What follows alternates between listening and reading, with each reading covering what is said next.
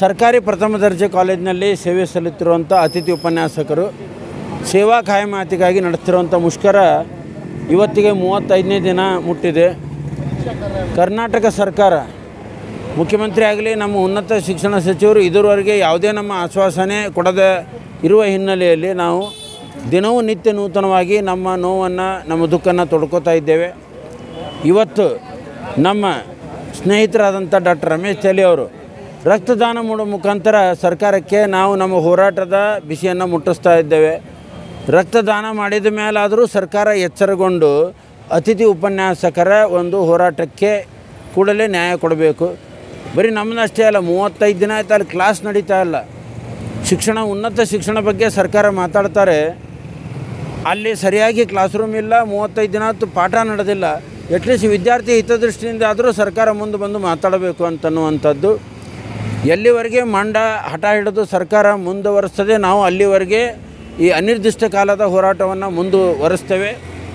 ಉಪನ್ಯಾಸಕರ ಮತ್ತು ವಿದ್ಯಾರ್ಥಿ ಹಿತದೃಷ್ಟಿಯಿಂದ ಸರ್ಕಾರ ಕೂಡಲೇ ಉನ್ನತ ಸಮಿತಿ ಕೊಟ್ಟಂಥ ವರದಿಯನ್ನು ಬಿಡುಗಡೆ ಮಾಡಿ ಒಂದು ಧನಾತ್ಮಕವಾದಂಥದ್ದು ಉಪನ್ಯಾಸಕರ ಸೇವೆಯನ್ನು ಕಾಯಂಗೊಳಿಸಬೇಕಂತ ತಿಳ್ಕೊಂಡು ನಾನು ಎಲ್ಲ ಉಪನ್ಯಾಸಕರ ಪರವಾಗಿ ವಿನಂತಿಸ್ಕೋತೇನೆ. ಡಾಕ್ಟರ್ ಆನಂದ್ ಕುಲಕರ್ಣಿ, ಅತಿಥಿ ಉಪನ್ಯಾಸಕರು, ವಿಜಯಪುರ.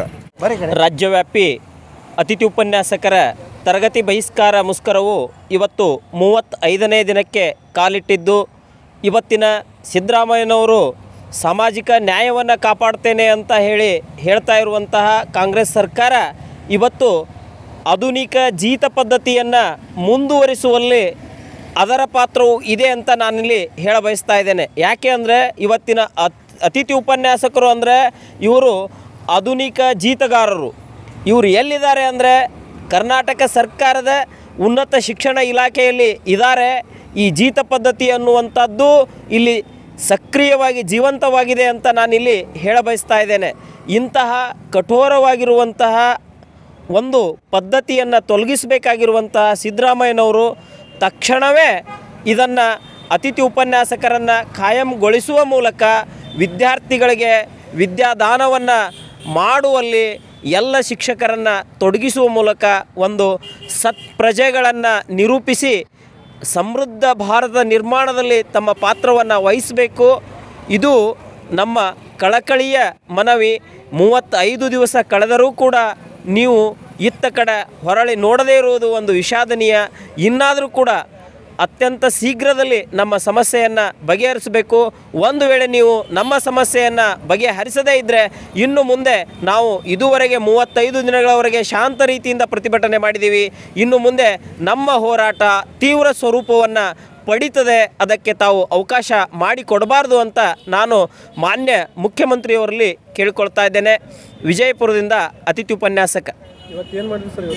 ಇವತ್ತು ನಾವು ರಕ್ತದಾನ ಮಾಡುವ ಮೂಲಕ ಮತ್ತು ತಲೆಯ ಮೇಲೆ ಇಟ್ಟಿಗೆಯನ್ನು ಹೊತ್ತು ವಿನೂತನವಾಗಿ ಪ್ರತಿಭಟನೆ ಮಾಡಿದ್ದೀವಿ. ಈ ಒಂದು ಹೋರಾಟ ಇನ್ನು ಮುಂದೆ ಹೆಚ್ಚು ದಿನ ಮುಂದುವರಿಬಾರ್ದು. ಎಲ್ಲರ ಸಮಸ್ಯೆಗೆ ತಕ್ಷಣವೇ ಸರ್ಕಾರ ಸ್ಪಂದಿಸಲಿ ಅನ್ನುವಂತಹ ಆಶಾಭಾವನೆ ನಮ್ಮದು. ಡಾಕ್ಟರ್ ರಮೇಶ್ ತೇಲಿ, ವಿಜಯಪುರ.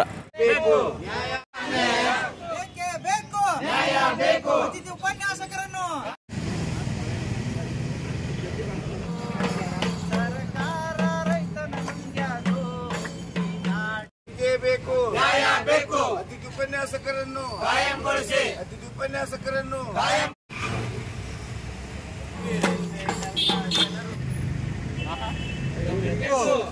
ಅತಿಥಿ ಉಪನ್ಯಾಸಕರನ್ನು ಕಾಯಂಗೊಳಿಸಿ. ಅತಿಥಿ ಉಪನ್ಯಾಸಕರನ್ನು ಕಾಯಂಗೊಳಿಸಿ.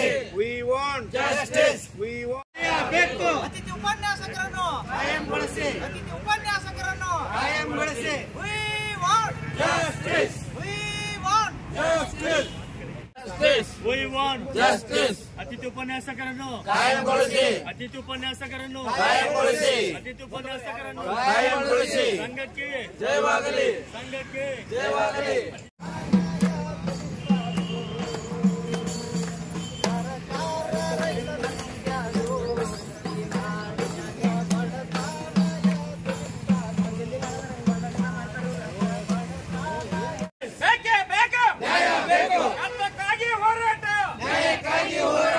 ಎಲ್ಲಿವರೆಗೆ ಹೋರಾಟ? ಅತಿಥಿ ಉಪನ್ಯಾಸಕರನ್ನು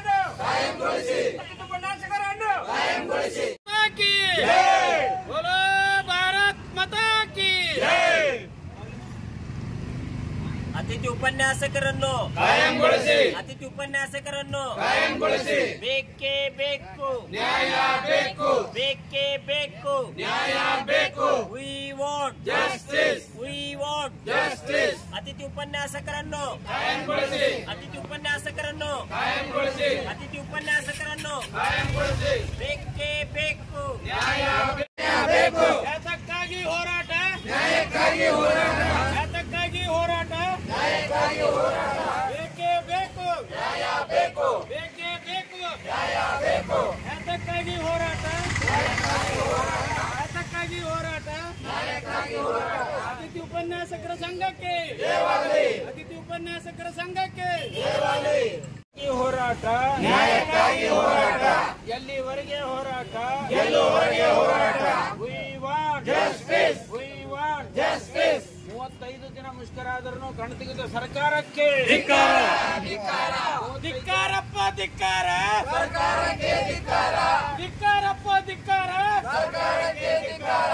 ಧಿಕ್ಕಾರಪ್ಪ ಧಿಕ್ಕಾರ, ಸರ್ಕಾರಕ್ಕೆ ಧಿಕ್ಕಾರ.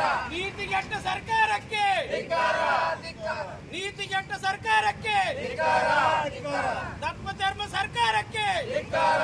ಧಿಕ್ಕಾರ. ತಪ್ಪ ಧರ್ಮ ಸರ್ಕಾರಕ್ಕೆ, ಧಿಕ್ಕಾರ.